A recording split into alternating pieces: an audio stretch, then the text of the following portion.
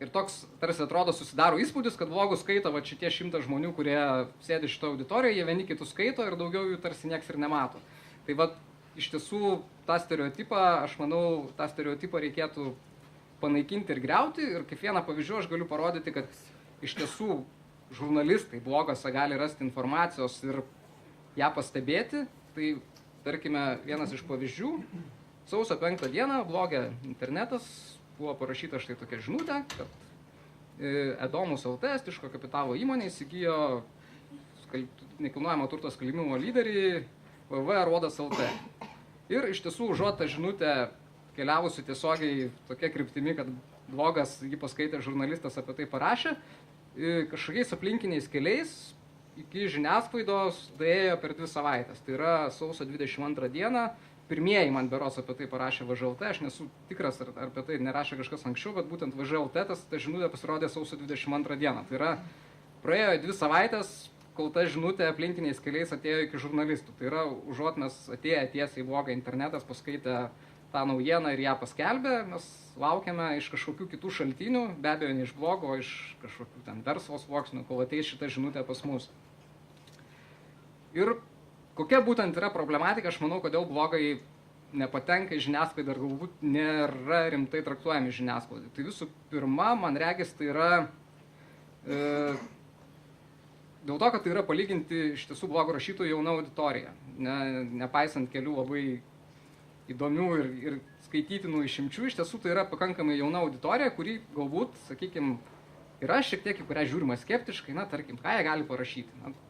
Aš asmeniškai pasigendu to, kas yra, tarkime, kokiose vakarų valstybėse, tai yra didelės dalies blogerių, kurie būtų, na, bent jau vyresni virš 40 metų, su didelė gyvenimo patirtimi ir turintis kažkokį profesinį išsilavinimą ir rašantis kažkokius teminius kryptingus blogus.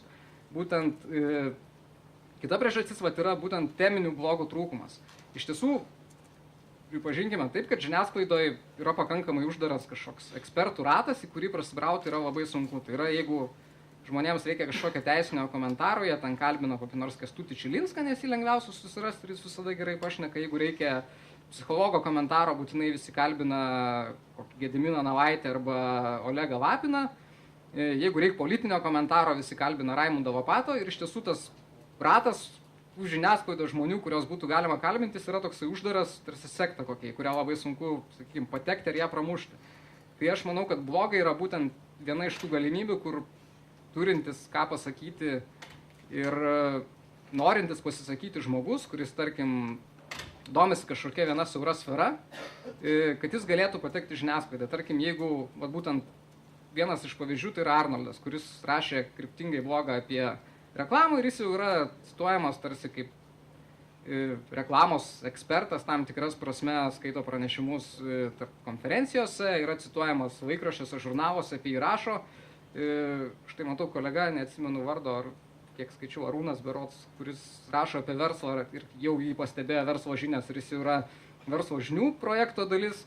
Tai yra būtent tas kryptingumas padeda atkreipti tave dėmesį. Ir aš, tarkim, jeigu koks nors, sakykime, teisininkas rašytų blogą ir komentuotų visus teismo procesus, kurie vyksta Lietuvoje, tai manau, jis tikrai atkreiptų žiniasklaidos dėmesį ir būtų tas žmogus, kurį norėtųsi pakviesti ir jį pakomentuoti, kad atsilietų į tą visuomenės nuomonės rinkoje, ta prasme, vyruojantį, įlietų kažkokią šviežią kraują. Nes iš tiesų tos pačius veidus matyti televizijoje arba skaityti jos kaip komentatorius laikraščiuose iš tiesų jau pakankamai atsibodo, nes tu paprastai žinai, ką jis pasakys, žinai jo stilių kalbėjimo ir to šviežio kraujo, ta prasme, tų naujų idėjų ir naujų žmonių iš tiesų norėtųsi ir aš manau, kad blogai iš tiesų gali suteikti tą galimybę, kad tu atsirastum, tave pamatytų ir tu taptum ekspertų, kurį būtų įdomu pasikviesti, pakalbinti ir tarkim, padaryti iš to kokią nors žiniasklaidai medžiagą.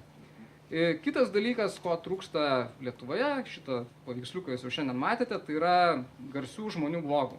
Ir kaip mes bevertintume, tarkime, Artūrą Zuoką, ar kaip jis būtų mums simpatiškas arba nesimpatiškas kaip politikas, turim iš tiesų pripažinti, kad jis iš tiesų puikiai išnaudoja tą komunikacijos priemonę, savo tikslams pasiekti, savo nuomonei pareikšti. Ir tai turbūt tikrai buvo vienas pirmųjų atvejų, kai informacija iš blogų patenka į žiniasklaidą. Tai yra, kai jis nuvažiuoja į kokią Italiją, rašo, kaip jis spaudžia vynogės, tada pasigauna žiniasklaidą, rašo Zuokas yra Italijoje, nes visi tai sužinojo ten iš jo dienoraščio.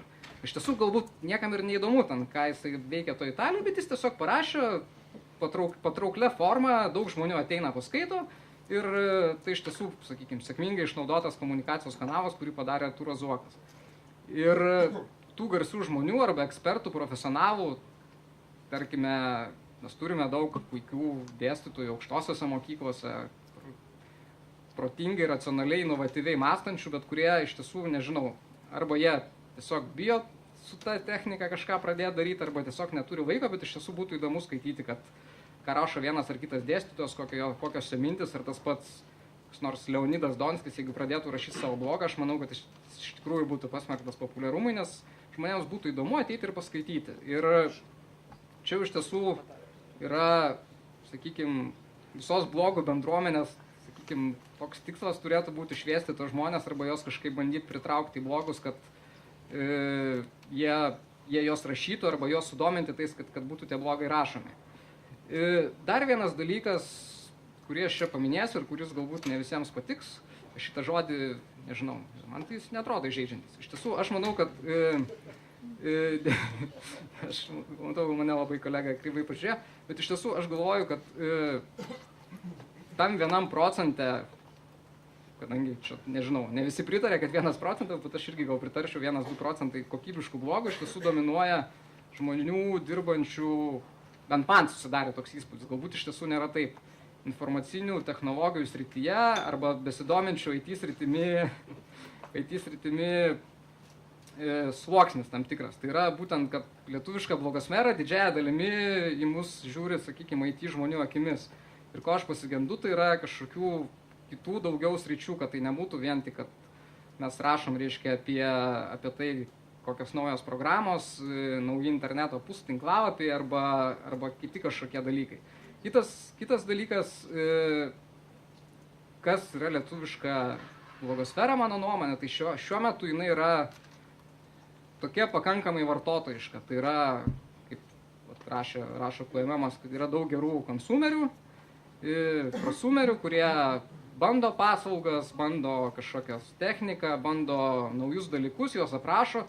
Ir iš tiesų tai yra lietuviška blogosfera šiuo metu yra labai pakankamai geras vartotojo, sakykime, vadovas, bet to, ką mes pavadintume pilietinė žiniasklaida, iš tikrųjų yra labai minimaliai. Tai yra trūkumas to dalyko. Tai yra, mes randam daug vartotojiškos informacijos, bet nerandam diskusijų apie kažkokius platesnius dalykus. Apie tai, tarkim, čia koks nors banalus dalykas, kaip siųsti Lietuvos karius į Iraką arba nesiųsti, ar balsuoti savivaldybių rinkimuose ar nebalsuoti. Tai yra, aš manau, kad būtent tokie žiniasklaidoj nagrinėjami klausimai arba galų gale, tarkim, po to tragiško gaisro Žirmūnuose, jeigu būtų kilusi kažkokia blogose diskusija, kokie yra namai, ten, kad kažkas savivaldybė daro, kažką nedaro, aš manau, tikrai žiniasklaidai tai atkreiptų dėmesio. Tai yra, blogose trūksta tos tokios, sakykime, labiau pilietiško požiūrio arba, sakykime, tokio platesnio požiūrio į tai, kas vyksta Lietuvoje ir būtent tai, aš manau, tikrai atkreiptų žiniasklaidos ar žurnalistų dėmesį, jeigu kiltų tokios diskusijos, sakykime,